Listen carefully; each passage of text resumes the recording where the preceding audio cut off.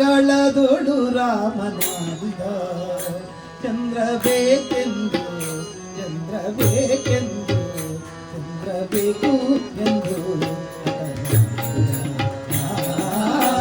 ಅಂಗಳದೊಳು ರಾಮನಾಡಿದ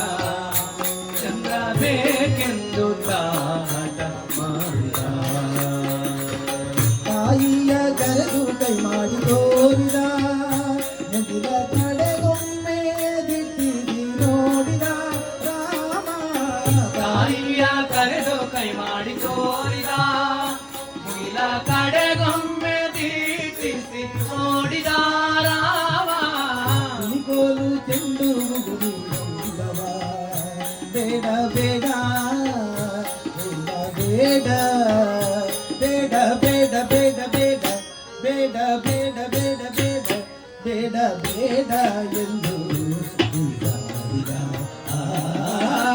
ಅಂಗಳದೊಳು ರಾಮನಾಡಿದ ಚಂದ್ರ ಬೇಕೆಂದು ತಾಟ ಮಾಡಿದ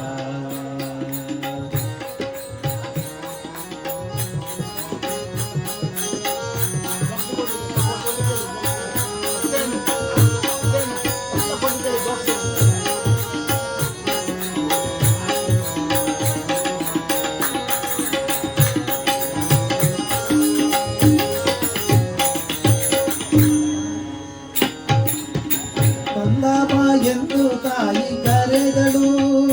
ಮೊಮ್ಮು ಉಣ್ಣೆಂದು ಬಣ್ಣಿಸುತ್ತಿದ್ದಳು ಕಂದವ ಎಂದು ತಾಯಿ ಕರೆದಳು ಮೊಮ್ಮು ಉಣ್ಣೆಂದು ಬಣ್ಣಿಸುತ್ತಿದ್ದಳು ತಾಯಿ ಕೌಸಲ್ಯ ಕಳವಳಗೊಂಡಳು ಕಂದ ಅಂಜಿದನು ಅಂಗಳದೊಳು ರಾಮನಾಡಿದ ಚಂದ್ರ ಬೇಕೆಂದು ತಾಟ ಮಾಡಿದ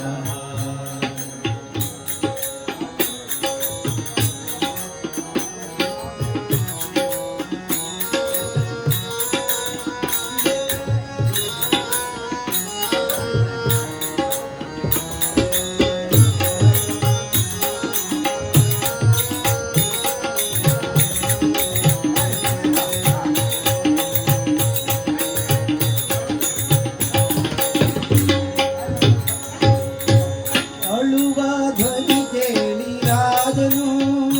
ಮಂತ್ರಿ ಸಹಿತಾಗಿ ಧಾವಿಸಿ ಬಂದನು ಆಗ ಅಳುವ ಧ್ವನಿ ಕೇಳಿ ದಶರಥ ರಾಜನು ಮಂತ್ರಿ ಸಹಿತಾಗಿ ಧಾವಿಸಿ ಬಂದನು ಆಗ ನಿಲು ಕನ್ನಡಿ ತಂದಿರಿಸಿದ ಶ್ರೀರಾಮನ ಎತ್ತು ಮುದ್ದಾಡಿದ ಮುದ್ದಾಡಿದ ಮುದ್ದಾಡಿದ ಅಂಗಳದೊಳು ರಾಮನಾಡಿದ ಚಂದ್ರ ಬೇಕೆಂದು ತಾಟ ಮಾಡಿದ